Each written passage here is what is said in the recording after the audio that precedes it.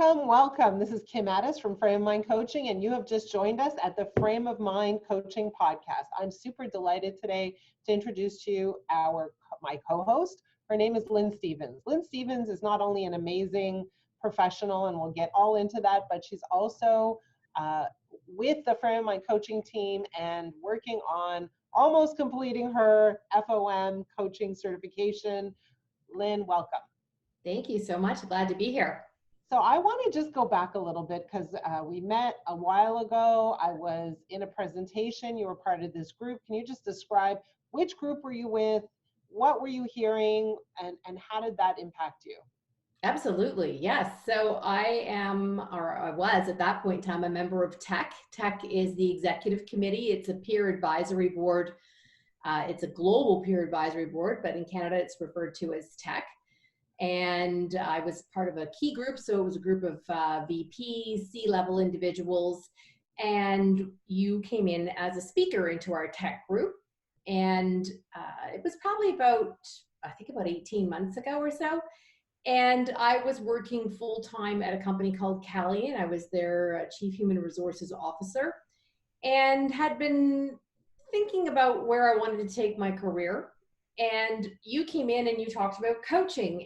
And for a long time, I had been considering becoming a coach. It was part of what I do as an HR practitioner, but really thinking, do I want to do this on a more of a full-time career type of role? But nothing really jumped out at me when it came to coaching programs where I could get certified. And I looked into a number and it really just nothing landed with me. You came in, you spoke, and at the break, so about an hour and a half into your presentation, I walked up to you and I said, I want to do what you do. Like, just instantly, I connected with the Frame of Mind coaching model.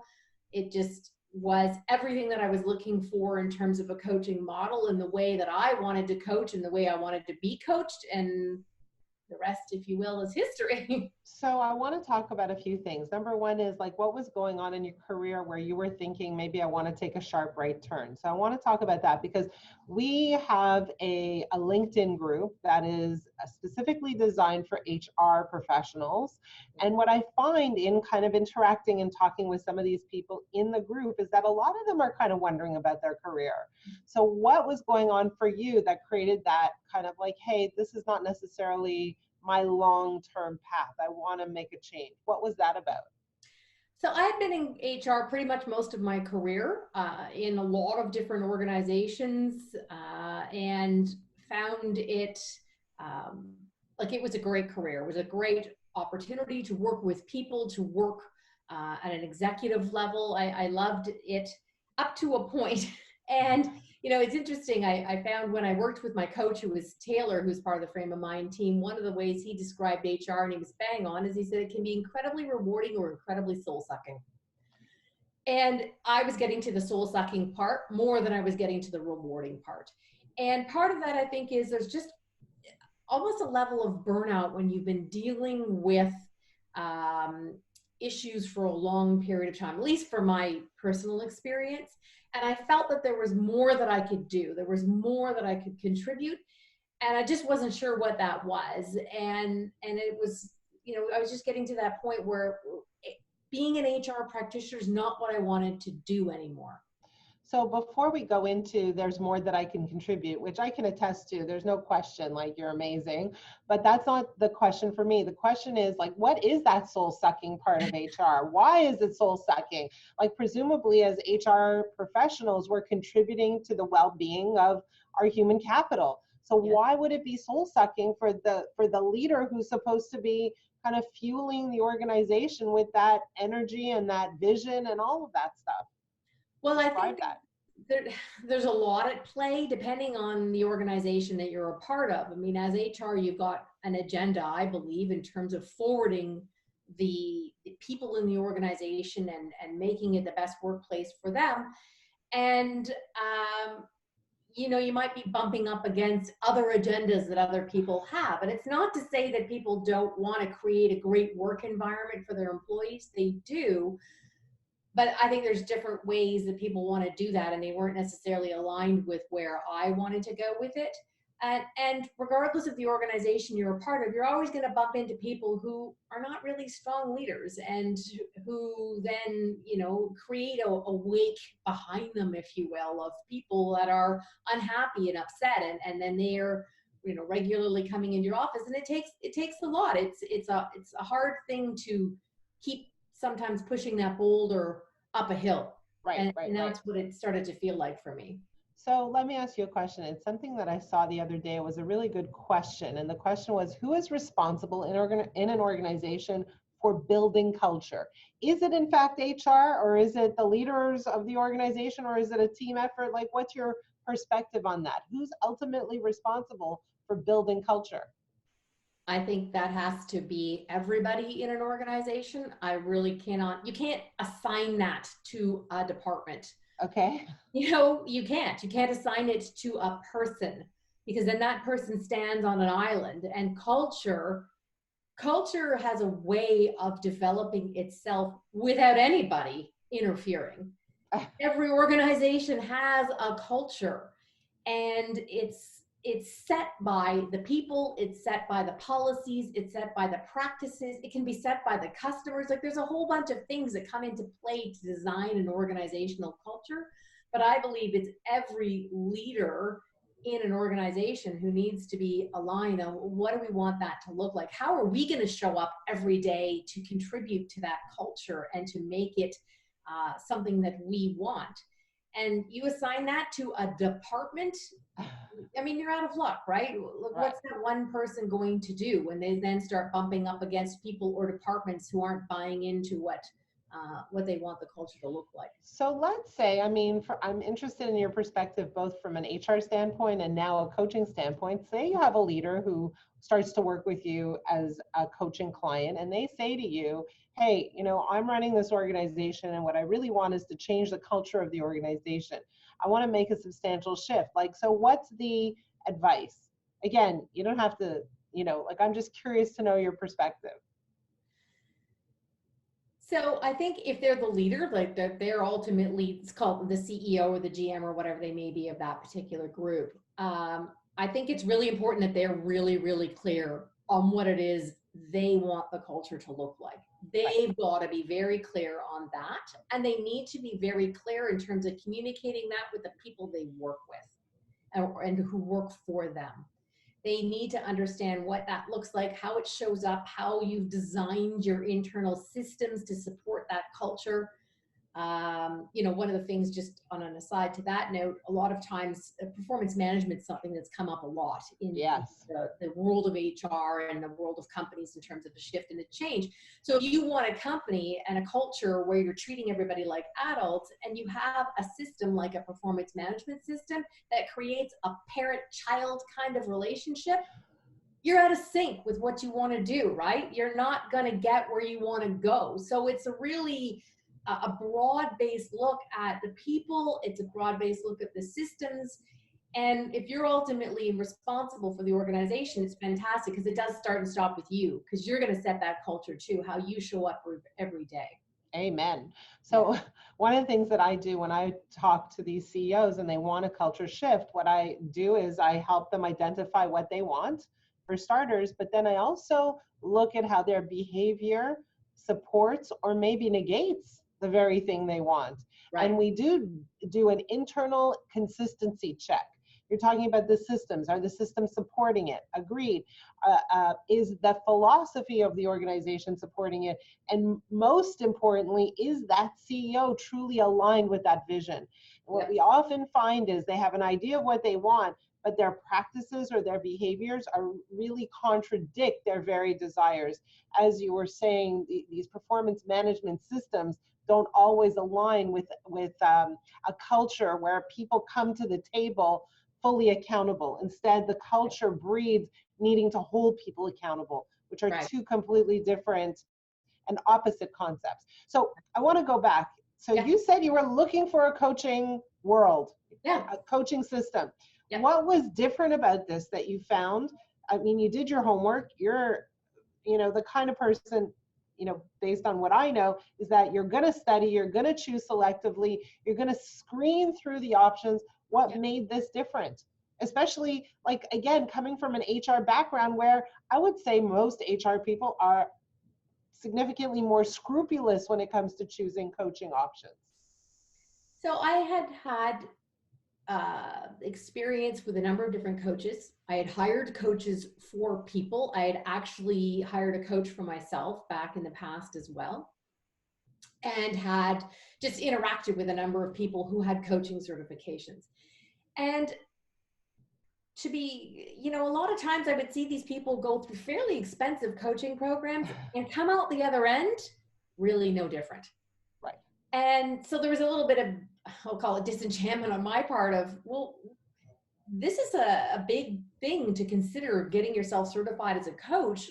I want something that's going to actually have some level of impact.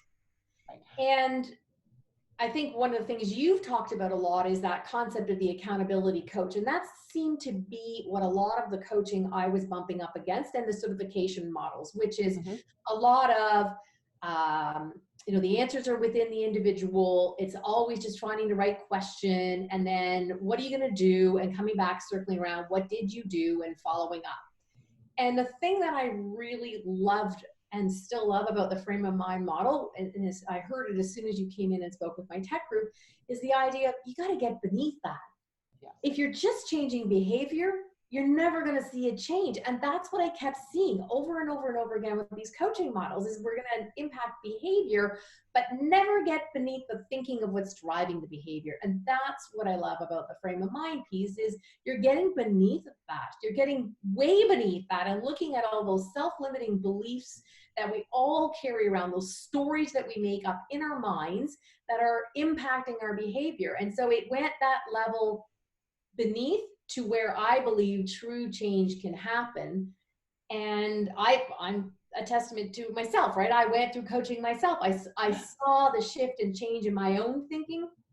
And I think those traditional models don't get there. They stay too surface and they don't go deep enough to really impact a sustained change for people.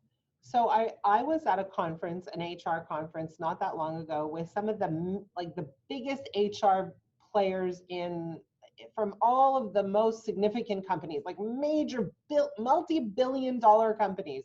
The HR players were there and they were speaking. They were on stage, they were speaking, and they were talking about this term that I heard over and over again: what is the behavior we're looking for? How do we create behavioral change? How do we support the behaviors we're seeking? That was the language. And I remember sitting down beside this guy who was the VP of HR for like I think a $9 billion company. And, you know, I remember the conversation because he didn't really want to talk to me, but, you know, I have a way of making people talk, right? So I sat down and I talked to him. And at first I was like kind of gentle, but anyway, he was very resistant to the conversation. I found him again at lunch and I sat down beside him again. And he literally said, okay, fine, you're here with me. Tell me what you do. And I slowly started to say, I said, you know what, like before I tell you what I do, I'm really interested in this positioning on behavior. Like everybody's looking for behavioral change, but I think they're missing the point. And then he really started to listen. He's like, what do you mean? I'm like, behavior follows thought. First we think, then we behave. And everyone's only going after behavioral change. And if we only change the behavior without changing the thought that fuels the behavior, we're actually only fixing half of the equation. And because we're only fixing half of the equation, it's not sustainable change. Right. You know, so people can change temporarily, but if their beliefs and their thinking don't line up with that change, they revert back to their old behavior. And then we get a frustrated team of leaders who say, I don't understand. Why isn't this sticking? So they're not addressing the key issue, which is that if people have beliefs that fundamentally contradict the behavior, that behavior doesn't become absorbed in a person's system. Right. So, and that's what you're talking about. So let's go back to you. When you started Frame of Mind coaching, what was the change that you experienced for yourself? What were the beliefs perhaps that you uncovered that were tripping you up? Because we all have those, not just you. Every one of us, me too, right? We all come across beliefs that we go, oh, wow, I didn't realize that was there. Oh, wow, I didn't realize that was slowing me down. Oh, wow, I didn't realize that was paralyzing me. So what was that for you? Right. Well, one of the big things was just what I expected of other people.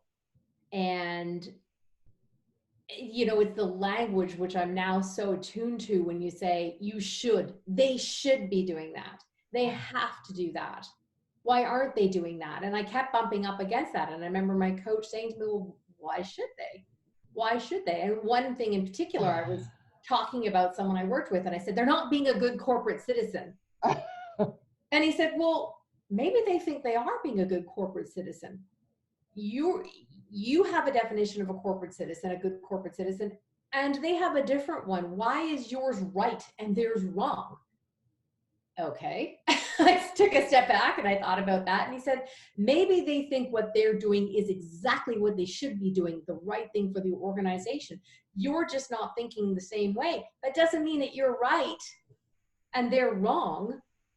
And there was a lot of that where I kind of stepped back going, okay, yeah, there was a whole bunch of shoulds about how all these other people should be showing up. And then there's the whole piece behind that of recognizing I can't control the behavior of other people.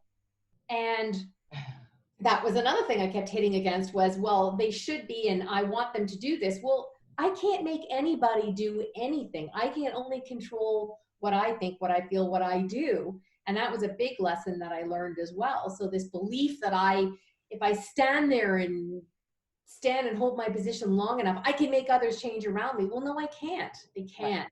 I can only impact what I do and recognize that I own what I own and they own what they own. And it's not necessarily right or wrong, right? What they're doing. And so there was a lot of that. And then I had beliefs, a whole subset of beliefs of, well, if I leave my job, you know, I've got this great job, I've reached the highest level I could possibly reach as an HR practitioner. You know, what are people going to say? They're going to think, why would you leave this job? And, you know, working my way through all of that to realize like that what they think has nothing to do with me. Nothing to do with me. And people are going to judge positively, negatively all the time, no matter what. So once you get your head around the fact that people are going to judge no matter what, just do what you're going to do anyway, because people are going to judge you anyway. And so if you sit there in paralysis waiting for somebody to maybe judge you the way you want them to judge you, you're going to sit in paralysis forever. And then where are you going to get to? So the word paralysis for me is like a very important word, because that's what we see with a lot of our clients is that they sit in a state of paralysis, not living the life they want to live, because they're scared, because they're fearful of what other people think. But what you're really talking about is kind of two sides of the same coin, which is I want to control other people's behaviors and I want to control the way people think about me, right? So there's a high level of like a need for control. And if I can only get them to think the way I think or behave the way I want them to behave, then I will be happier. I will be more at peace. I will be more relaxed. And that's the biggest illusion really out there, which is that the behavior and the thoughts of other people are really what is responsible for the way we feel. And that couldn't be further from the truth, right? So I just kind of want to share this, but our feelings come from the way we think. Our feelings come from what we believe to be true. Our feelings come from how we interpret what's happening around us, whether it's the behavior of others, the events that take place, sometimes the losses or the adversities we face, whatever that is. The feelings we have come from how we make sense of what's going on around us. And oftentimes we don't realize that what we're doing is we're using something out there, another person, a circumstance, an event, as the reason to feel really, really bad. And we don't take full responsibility for how we feel, because we think that there's a really good reason out there, whatever that reason is, to feel terrible. And sometimes the reasons they appear to be really valuable. Like, yeah, that's a great reason to feel bad. But at the end of the day, what we're doing is we're giving up our well-being. We're giving up our life really for that reason. And oftentimes the question is that really worth it? Right. Yep. And further to that, in terms of the idea of other people's behavior, I was also avoiding having conversations because I didn't want to hurt someone else's feelings. I didn't want to make them feel badly. So I was sitting kind of spinning, not saying what I needed to say for fear of what someone else is going to think. And then it's, that step back to say, I can't control their reaction. I'm not responsible for their emotional state. Right. And so by not saying what I need to say, A, I'm not getting out there what I need to say, and B, I am sitting here stewing and upset and frustrated, or whatever language you want to use, Yeah. because I'm worried about impacting someone else's emotional state, which again is not my responsibility. Well, there's another piece to that, right? So when you're not able to kind of speak honestly, then what you're actually happening is you're creating a gap in that relationship, Yes. Yeah. right? So when you're not able to be totally yourself and speak freely, then you're creating a distance, and you think you're creating that distance for the purpose of in benefit of that relationship, Right. but the Not truth is hurting that their feelings. exactly, but Yeah. the truth is that the opposite actually takes place.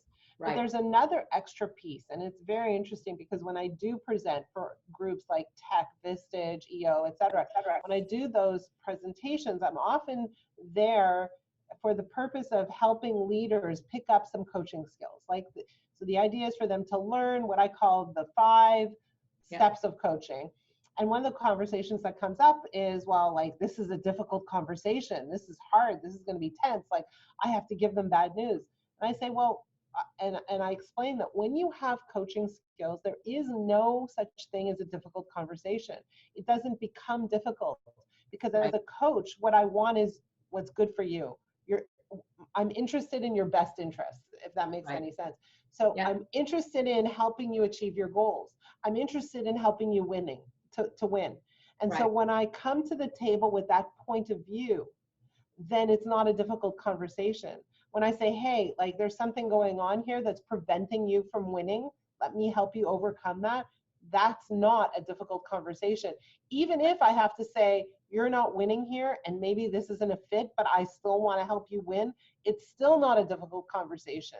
So when my position is to get completely behind whoever it is I'm speaking to, as a leader, as a coach, as a manager, whoever it is, as a, from a parent to a child, when I'm getting behind them and helping them achieve their goals, whatever those goals are, then it isn't a difficult conversation. Right. That shift in thinking makes conversation a whole lot easier.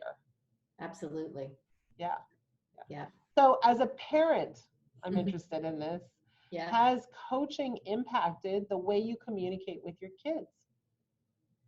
Yes. Yeah, absolutely. Absolutely. Because I think I have a child who's in her early 20s. So for all intent, an adult. And then I have one in their later teens, and I have a couple of step kids too. And there were definitely, the same kind of behaviors that we're showing at work, right? We're the same person at home as we are at work. Yeah. So that's the frustration of, they should be doing this, they should be doing that.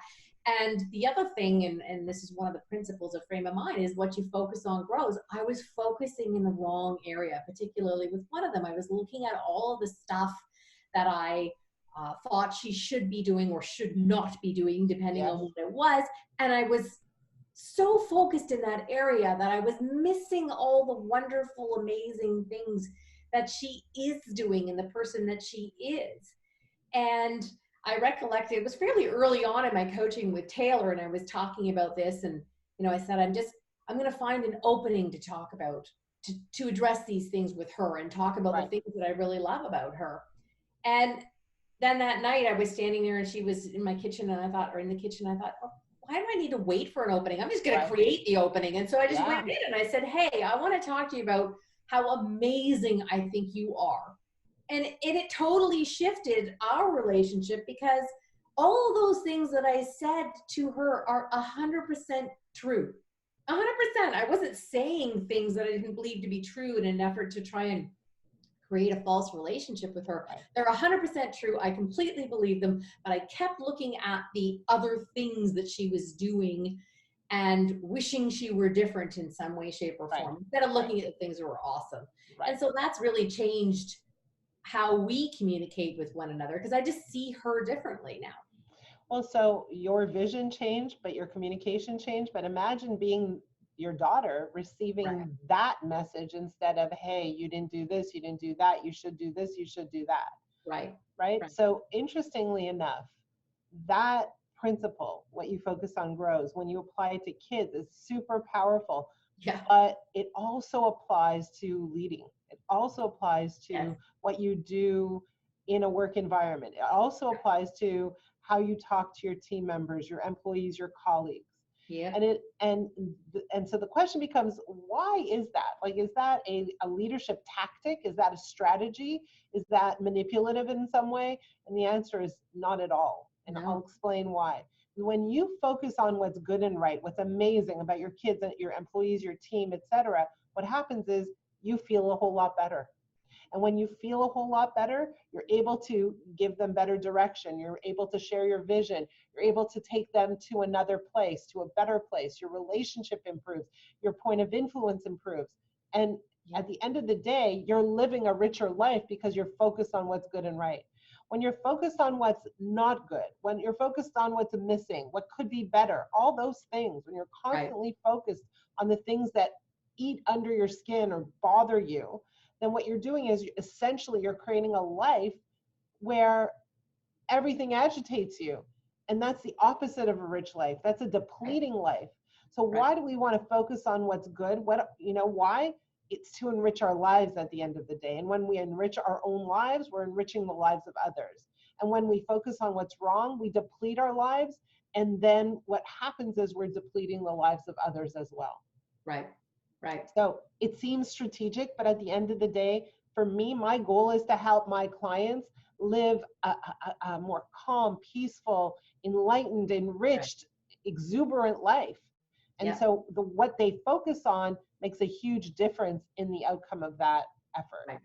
Yeah. And that reminds me of one of the things as well that came up fairly early in my coaching, and I know I've heard you talk about it as well, is when you undergo the frame of mind coaching process, the whole idea is to get your frame of mind in the right place, to be in a position of thinking clearly and thinking well and thinking positively, and make your decisions from there.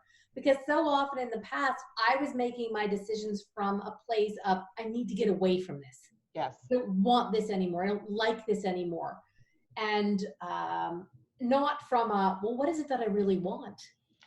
Yeah, you can't make healthy decisions from a dark place. You cannot. No, right? you can't.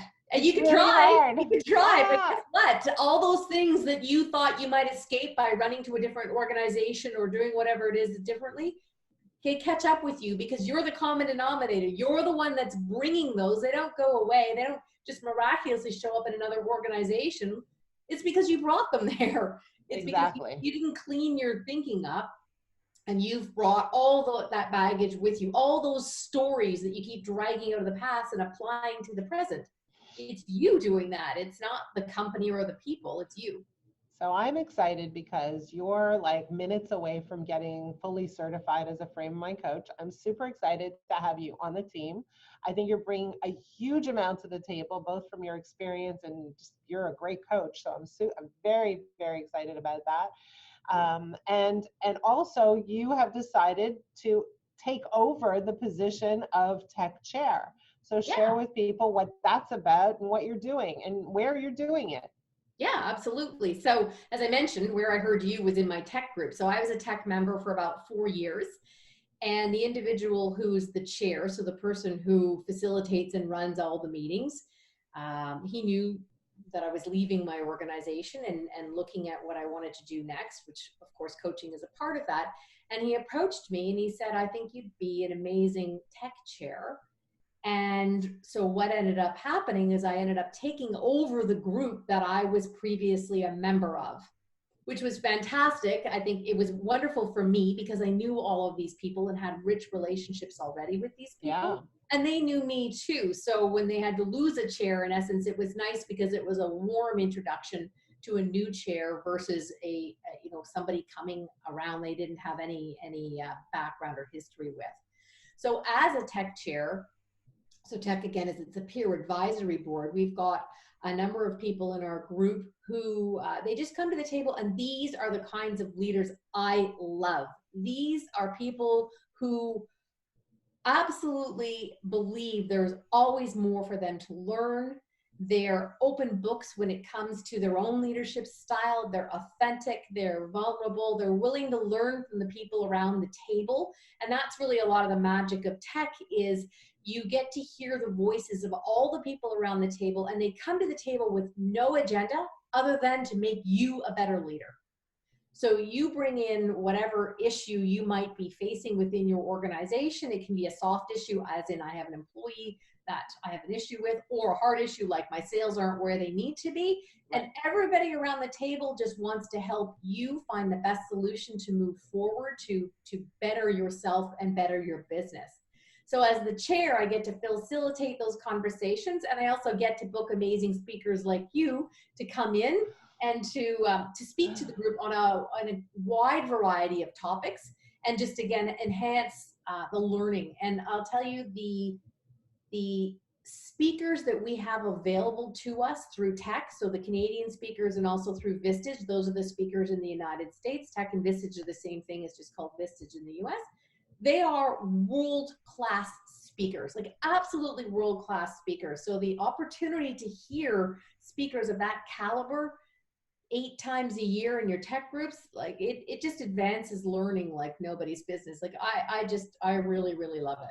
Do you find that leaders generally struggle with the same issues? Like if you're, and I'm interested in people issues, like, is it the same thing? Like, what do you hear over and over again? A lot of the stuff that I grappled with. So it's Okay.